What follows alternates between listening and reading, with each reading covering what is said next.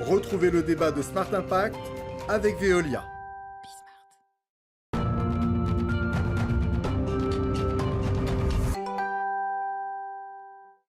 Le réemploi solidaire, c'est le thème de notre débat. Je vous présente tout de suite mes invités. Guillaume Balas, bonjour. Bonjour. Bienvenue, vous êtes le délégué général du réseau Envie. Et puis avec nous en duplex, Pascal Glémin, bonjour.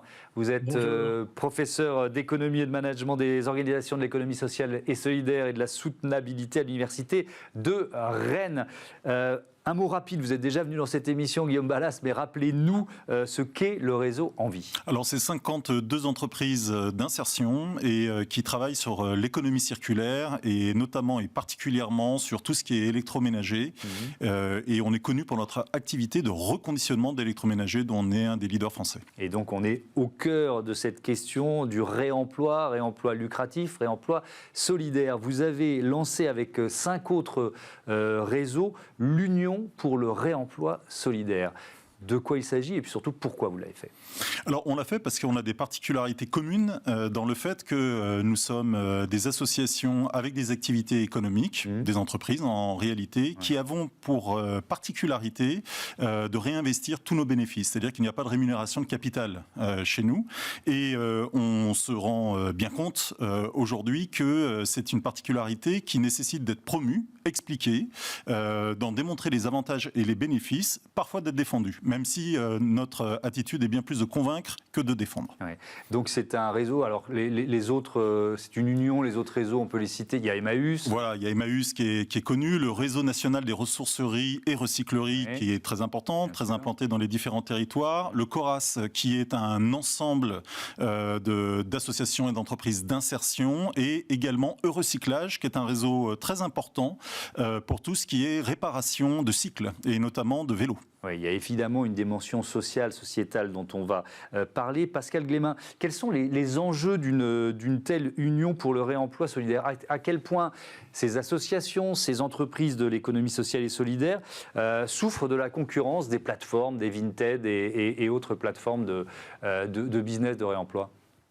Alors, ce qu'il faut dire, c'est que le réseau des entreprises d'économie sociale et solidaire, en fait, ce sont des associations, des coopératives, des entreprises d'insertion qui, effectivement, depuis les années 1990, ont installé un modèle économique à très forte dimension sociale et au service du développement local soutenable et qui ont installé effectivement des partenariats avec les collectivités locales en ce qui concerne effectivement le collectage dit des encombrants comme les D3E par exemple, mais aussi la vocation de proposer aux citoyens et aux citoyennes par l'intermédiaire des boutiques solidaires finalement un marché de l'occasion, du réemploi qui permet effectivement d'accéder à des biens d'équipement du ménage, donc de l'équipement blanc, comme on dit, donc des réfrigérateurs, des machines à laver, entre autres. Donc ils ont été, pardon de vous interrompre, ils ont été pionniers sur l'économie circulaire, hein, on peut vraiment dire ça, et puis d'un seul coup ils ont vu arriver de nouveaux entrants sur le marché. Qu'est-ce qui se passe, qu'est-ce qui est en train de se passer depuis plusieurs années? Alors, comme on dit, une opportunité d'affaires ne se crée pas, elle se saisit.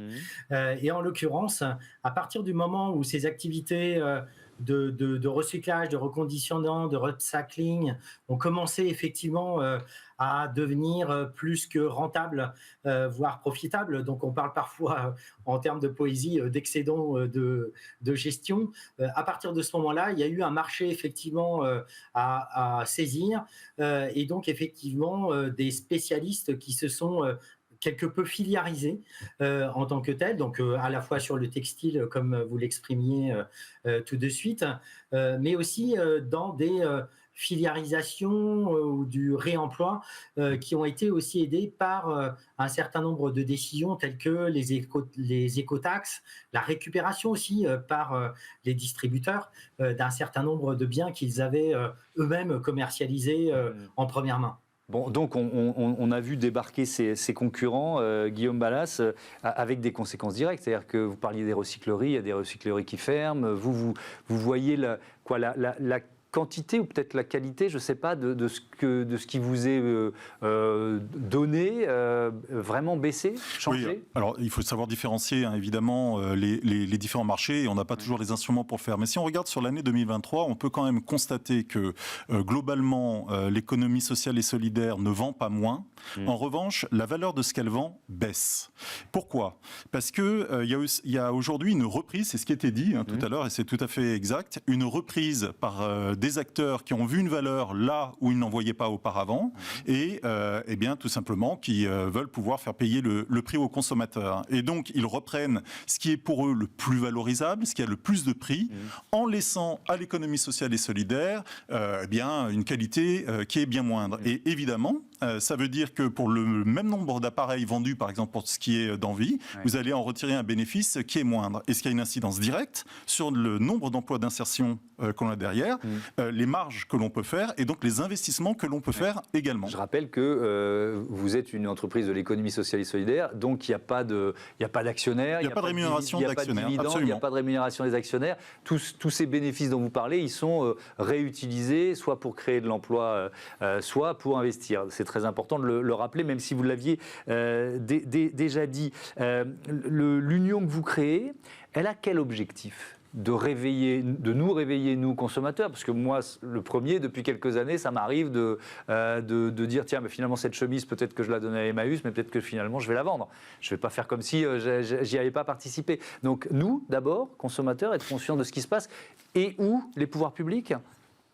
Les deux. Les consommateurs, parce qu'on est absolument persuadé aujourd'hui que pour des qualités qui sont égales, parfois même supérieures dans l'ESS, les gens vont préférer acheter un produit qui va aider à l'emploi et pas la rémunération d'actionnaires, justement. Et d'autre part, les pouvoirs publics, parce que le problème, c'est qu'aujourd'hui, les pouvoirs publics ont tendance à ne même pas être Salomon, c'est-à-dire ils ne veulent absolument rien décider sur le sujet, laisser les choses faire, et on a souvent cette idée qu'ils veulent réguler après, une fois que le marché aura fait son œuvre. Or, il y a un risque de ce point de vue, c'est qu'il y ait moins de reconditionnement et de réemploi à la fin. Pourquoi?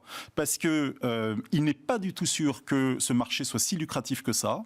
Il est possible que les investissements soient à court terme de la part des entreprises lucratives, qu'elles se rendent compte qu'elles ne font pas beaucoup d'argent, donc elles baissent la voilure, mais au passage, elles auront abîmé des entreprises qui aujourd'hui existent et produisent, l'économie sociale et solidaire, et qui elles-mêmes auront abaissé leur capacité de production. Mais alors, ils peuvent faire quoi aujourd'hui, les pouvoirs publics? Alors, nous n'avons pas à l'Union du réemploi solidaire l'idée qu'il faut absolument nier tous les bénéfices des entreprises lucratives. Il y a beaucoup plus de réemploi aujourd'hui à faire dans la société et elles ont sans doute leur place. Mais pour ça, il faudrait discuter, échanger.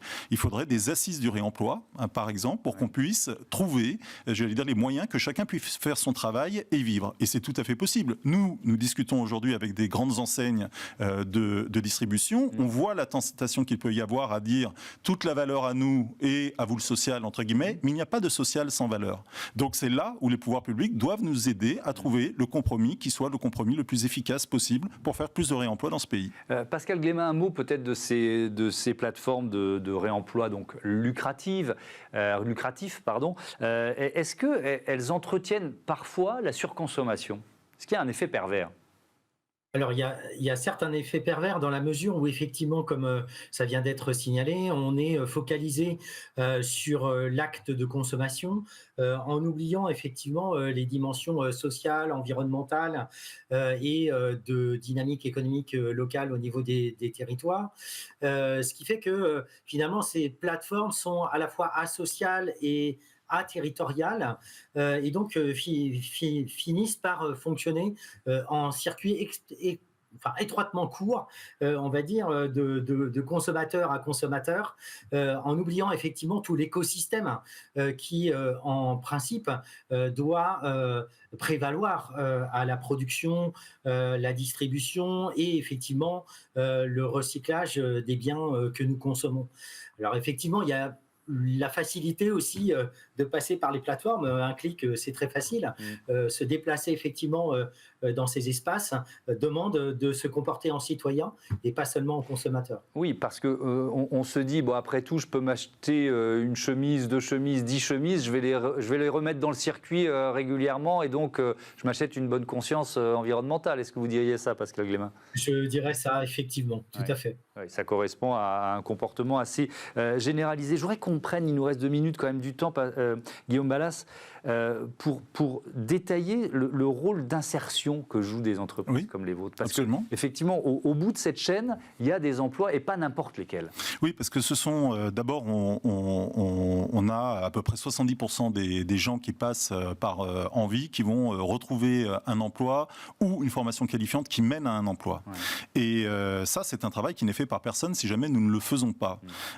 Il est à rappeler d'ailleurs que ces emplois ne sont pas délocalisables. C'est-à-dire que c'est ça le grand avantage, c'est qu'ils sont territorialisés comme on vient de le dire, et qui permettent aussi, notamment dans les métiers d'Envie, mais c'est très vrai dans l'ESS en général, aussi de participer à la réindustrialisation de la France et de valoriser ces métiers techniques qui aujourd'hui sont si en souffrance. Je rappelle que beaucoup de ces métiers aujourd'hui, par exemple pour réparer l'électroménager, il n'y a plus de formation faite par l'éducation nationale. S'il n'y avait pas aujourd'hui des associations comme Envie pour faire ce travail-là et préserver ce savoir, eh bien il disparaîtrait. Est-ce que vous avez parfois le sentiment d'avoir... vous avez été pionnier, vous et les autres réseaux qui participent à cette union pour les remploi solidaires, d'avoir défriché le terrain pour des entreprises qui aujourd'hui gagnent beaucoup d'argent? Oui, c'est presque une blague parfois de dire l'économie sociale et solidaire défriche les terrains, et puis après, j'allais dire, la logique lucrative y vient. Je ne crois pas du tout que ce soit un modèle pertinent. Je pense que l'économie sociale et solidaire aujourd'hui résout plutôt les problèmes qu'elle n'en crée, parce qu'elle arrive à lier l'économie, comme je le disais, la territorialisation de ces activités économiques, le social et l'écologie. Il n'y a pas beaucoup, j'allais dire, d'activités qui peuvent réunir ces 3 domaines sans qu'ils s'affrontent, mais au contraire, qu'ils soient, j'allais dire, créateurs de richesse. Donc, un modèle à suivre et à promouvoir. Message envoyé au service, au pouvoir public. Merci absolument beaucoup merci à tous les deux. Merci Guillaume Balas, merci Pascal Glémin. Je vais vous demander de rester en place le temps que j'annonce notre rubrique Start-up. C'est parti.